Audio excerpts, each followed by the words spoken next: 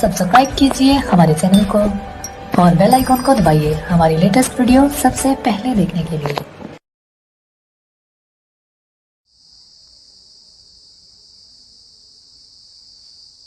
नमस्कार मित्रों, सभी का हार्दिक स्वागत अभिनंदन है। दिशा कंप्रेंशन क्लासेस ऑनलाइन क्लासेस में सभी का स्वागत है।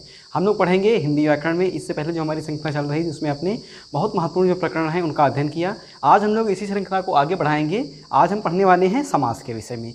चलिए देखते हैं। समास के विषय में कहा गया है कि दो या दो से अधिक शब्दों से मिलकर बने हुए नए सार्थक शब्द को हम समास कहते हैं। और जब इसे तोड़ते हैं तो मिलता है सम, जिसका अर्थ है संक्षिप्त, और आज जिसका अर्थ है कथन। इस प्रकार से मिल गया संक्षिप्त कथन। तात्पर्य यह है कि हम बहुत बड़े कथन को जब हम छोटे शब्दों में कह देते हैं तो उसे ही क्या कहते हैं, उसे समास कहते हैं। जैसे लिखा हुआ है कि भैया पंख में जन्म लेता है जो, अर्थात पंकज। हमने बड़ा वाक्य नहीं कहा बल्कि छोटा कह दिया, पंकज कह दिया। घोड़े पर सवार है जो, अर्थात घुड़सवार। तात्पर्य यह है कि इसमें हम जो पूरा वाक्य होता है उसे एक छोटा सा शब्द बना देते हैं तो इसे ही समास कहा गया है। देखिए जैसे उदाहरण लिखा हुआ है, हाँ पंकज, ये इसका उदाहरण हो गया। उसके बाद जैसे लिखा है, कह सकते हैं कि गगन चुंबी, इसका उदाहरण हो गया। गगन को चूमने वाला है जो, अर्थात गगन चुंबी। ध्यान रखेंगे, यह परिभाषा लिख लीजिए आप लोग, साधारण परिभाषा है। उसके बाद हम आगे बढ़ेंगे। और ध्यान रखना है कि भैया जो समास होता है उसमें दो पद होते हैं, एक होता है पूर्व पद और एक होता है उत्तर पद। पूर्व पद सामान्य रूप से हमें कह सकते हैं कि कुछ ऐसे समास होते हैं जिनमें पूर्व पद प्रधान होता है, कुछ ऐसे समास होते हैं जिनमें उत्तर पद प्रधान होता है। तो जो अधीनस्थ के पेपर होते हैं, जो वनडे एग्जाम होते हैं, उसमें कई बार ये साधारण प्रश्न पूछ लेते हैं कि बताइए कि समास में कौन सा पद प्रधान है। तो अब हम लोग देखेंगे।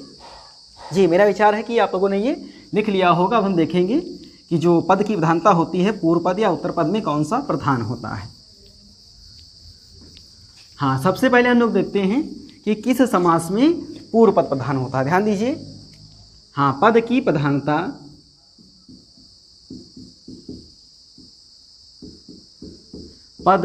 प्रधानता तो सबसे पहले देखना है पूर्व पद।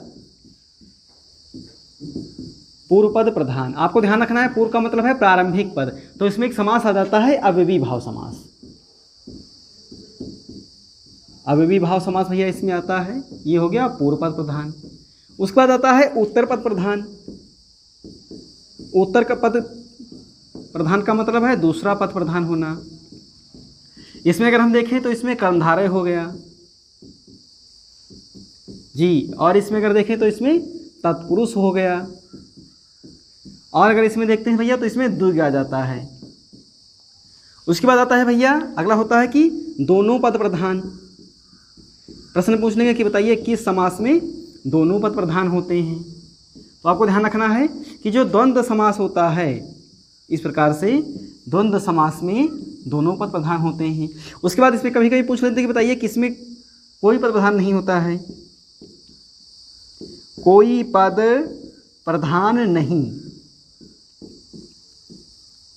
इसमें लिख सकते हैं कि तीसरे की तरफ संकेत। तीसरे की तरफ संकेत करेंगे इस प्रकार से। तो इसमें कौन सा आता है, इसमें आता है भैया बहुब्रीहि है।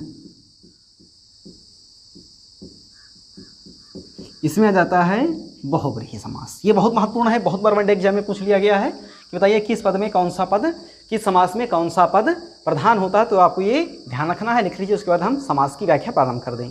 इसका आप लोग स्क्रीनशॉट ले लीजिए। जी ले चुके होंगे अब आप लोग। हाँ चलिए हम देखते हैं। जो हमारा पहला समास है वो है अव्ययी भाव समास।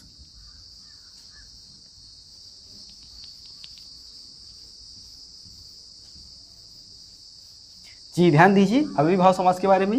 नंबर 1 पे जो हमारा समास है वो कौन सा है, वो है अव्ययी भाव समास।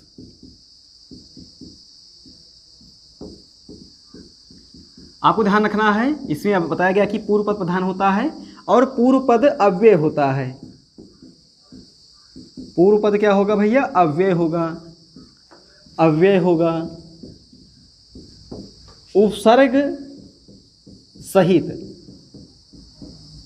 उपसर्ग सहित तात्पर्य इसमें यह बताया गया है कि जिस शब्द में आपको उपसर्ग दिखाई पड़े, संस्कृत के 22 हैं, हिंदी के 13 हैं, अरबी फारसी के 18 हैं, ये आपको जहां पर भी दिखाई पड़े आप तुरंत समझ जाएंगे कि इसमें अव्ययी भाव समास है। देखेंगे जैसे लिखा हुआ है भैया, यथाशक्ति लिखा है, भरपेट लिखा है, इस प्रकार से। उसकी वजह से अनुरूप लिखा है, प्रत्येक लिखा है, उसके बाद जैसे लिखेंगे आजन्म लिखा है, उसके बाद जैसे लिखेंगे संयोग लिखा है। तो जितने भी हैं इसमें यथा उपसर्ग है, इसमें भर उपसर्ग है, इसमें अनुपसर्ग है, इसमें प्रति उपसर्ग है, इसमें आ उपसर्ग है, इसमें सम उपसर्ग है। तो जहाँ पर भी आपको उपसर्ग दिखाई पड़े आप आसानी से समझ जाएंगे कि इसमें कौन सा समास है, अव्ययीभाव समास है। चलिए आगे बढ़ेंगे। नंबर 2 पे जो भैया आता है वो आता है तत्पुरुष समास। हाँ, तत्पुरुष समास। अभी बताया गया कि इसमें कौन सा पद प्रधान होगा, उत्तर पद प्रधान होगा। और एक और बिंदु यहाँ पर ध्यान रखना है कि कारक चिन्ह का लोप होता है। कारक चिन्ह का लोप होता है। हाँ, कारक चिन्ह का क्या होगा, लोप होगा। अर्थात जो कारक चिन्ह है कौन से हैं, जैसे कर्ता, इसका चिन्ह क्या है, ने, कर्म को करण से या द्वारा,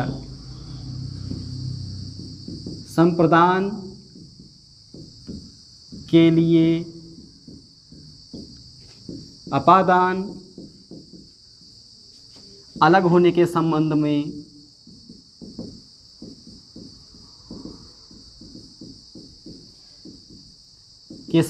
और इसका भी जो चिन्ह है वो से ही है। संबंध, इसका हो गया का, की, के, रा, री, रे। अधिकरण, इसमें हो गया में या पर। संबोधन, इसमें हो गया हे, अरे, अहो हो गया। ध्यान रखेंगे, ये प्रथमा है, ये द्वितीया है, ये तृतीया है, ये चतुर्थी है, ये पंचमी है, और ये षष्ठी है, ये सप्तमी है, और ये संबोधन यानी कि अष्टमी से कह सकते हैं। इस प्रकार से ये हो गया।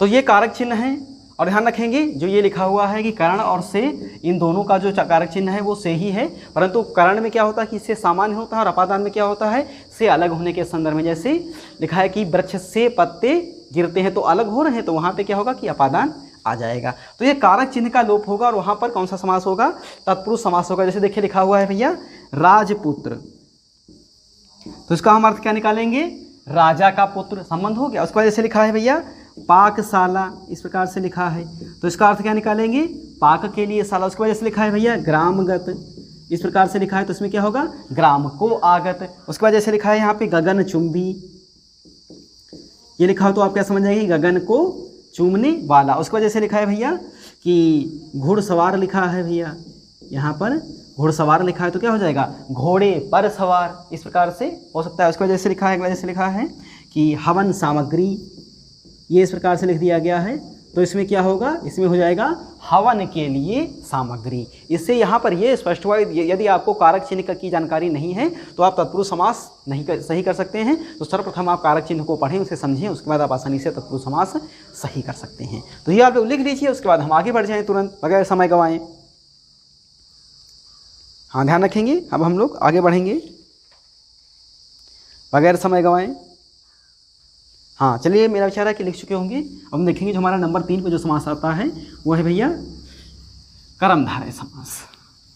हाँ, ध्यान रखेंगे, कर्मधारय समास नंबर 3 पे कौन सा आता है, कर्मधारय समास। देखिए, इस समास की सबसे बड़ी विशेषता यह होती है कि विशेष से विशेषण का मेल होता है। विशेष से विशेषण का मेल, अर्थात आपको जिस शब्द में विशेष से विशेषण दिखाई पड़े वहाँ आप आसानी से समझ जाएंगे कि इसमें कौन सा समास है, कर्मधारय समास है। जैसे देखिए लिखा हुआ है भैया, हाँ इसमें उदाहरण देखेंगे, ये नीचे वाला आप तो लिख लीजिए, इसे हम हटा दें यहाँ से। हाँ चलिए देखेंगे, इसके कुछ उदाहरण देखेंगे, कर्मधारय समास के कुछ महत्वपूर्ण उदाहरण देखेंगे। ऐसे लिखा है चरण कमल, ये लिखा हुआ है, तो इसमें क्या होगा कि अब देखिए विशेष से आपको मिल जाएगा। विशेष क्या मिलेगा, जो चरण है वो क्या है, विशेष से है, और उसकी विशेषता क्या है, वो कमल के समान है। इस प्रकार से जहाँ पर विशेष विशेषण आपको मिल जाए वहाँ पे कर्मधारय समास। जैसे उसके बाद जैसे लिखा है, जैसे कनक लता, तो लता की विशेषता क्या है कि वो कनक के समान यानी कि सोने के समान, उसकी वजह से लिखा है कि मृग नयनी। तो इसमें क्या होगा कि नैनो की विशेषता क्या है कि मृग के समान वो कटाक्ष है, नौकाकार। उसकी वजह से देखिए यहाँ पे लिखा हुआ है कुसुमायुध।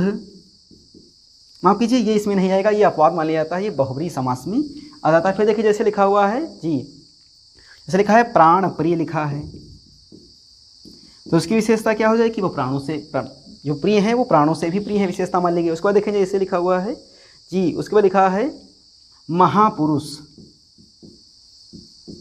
तो पुरुष की विशेषता की वो बहुत महान, इसकी वजह से लिखा है महात्मा।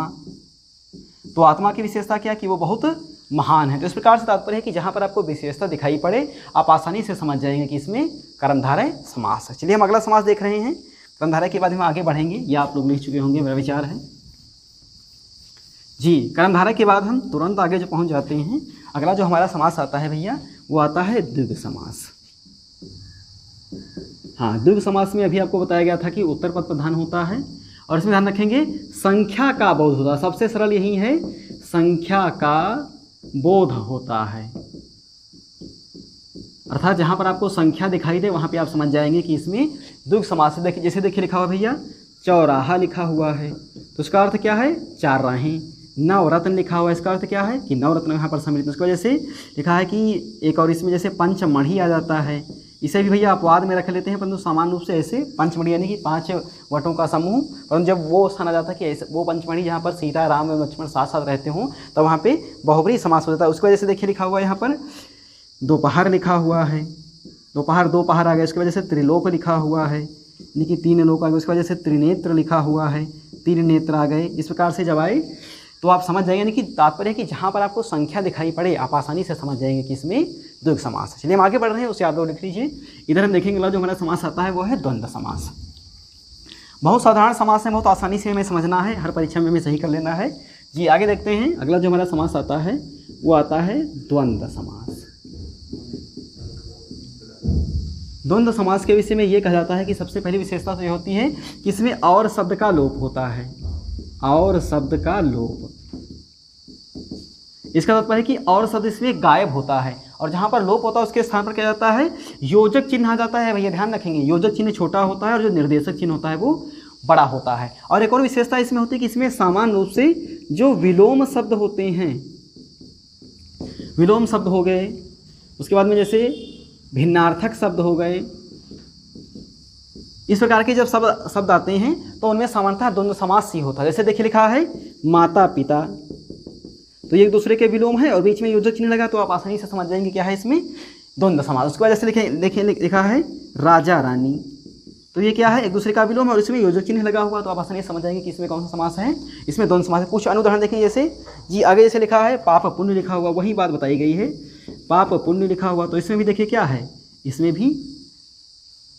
भी क्या है भैया, सामान्य रूप से आपको ध्यान रखना है कि ये भी विलोम है। उसके बाद देखें जैसे लिखा है, हाँ आगे देखना है, और जैसे ऊंच नीच लिखा है तो ये भी विलोम है। तात्पर्य है कि जहाँ पर विलोम आ जाए या समध्वनि वाले आ जाए, जैसे कपड़ा लत्ता आ गया, इस प्रकार से आ गया, ये समध्वनि निकल रही है, कपड़ा लत्ता आ गया, रोटी वोटी आ गया, पैसा वैसा आ गया, तो अगर ये सब आते हैं तो आप आसानी से समझ जाएंगे कि इसमें द्वंद्व समास है। इसे आप लोग लिख लीजिए। आगे हम लोग बढ़ेंगे, आगे देखेंगे हम लोग बहुब्रीहि समास के बारे में। जो आज का अंतिम समास है वो है बहुब्रीहि समास। हाँ, बहुब्रीहि समास के बारे में देखेंगे। अभी आपको बताया गया था कि इसमें कोई पद प्रधान नहीं होता है और तीसरे की तरफ संकेत होता है। देखिए तीसरे का नाम नहीं लिया जाता है, बस संकेत होता है, तीसरे की तरफ संकेत होता है, नाम किसी का नहीं लेंगे, संकेत होता है। परंतु आपको ध्यान रखना है इसके 2 बिंदु आ जाते हैं। पहला जो बिंदु आता है वो आता है दैवीय बिंदु। दैवीय बिंदु में क्या देखेंगे, तात्पर्य है कि जितने भी देवी देवता भैया आएंगे वो सब किस में आ जाएंगे, वो सब दैवीय बिंदु में आ जाते हैं। जैसे लिखा हुआ है चंद्रशेखर लिखा हुआ है, चंद्रमा है शिखर पर जिसके अर्थात शिव। उसकी वजह से लिखा है गजानन लिखा हुआ है, गज के समान अर्थात जिसका अर्थात यहाँ पर कह सकते हैं गणेश हो गया। उसकी वजह से लिखा है वीणा पाण लिखा है, वीणा है हाथ में जिसके अर्थात सरस्वती। उसकी वजह से लिखा हुआ है कपीस लिखा है, कपियों अर्थात वानरों के जो ईश्वर हैं, जैसे हनुमान हो गया, इस प्रकार से। उसकी वजह से लिखा हुआ यहाँ पे पीताम्बर लिखा हुआ है, पीला है अंबर जिसका अर्थात विष्णु।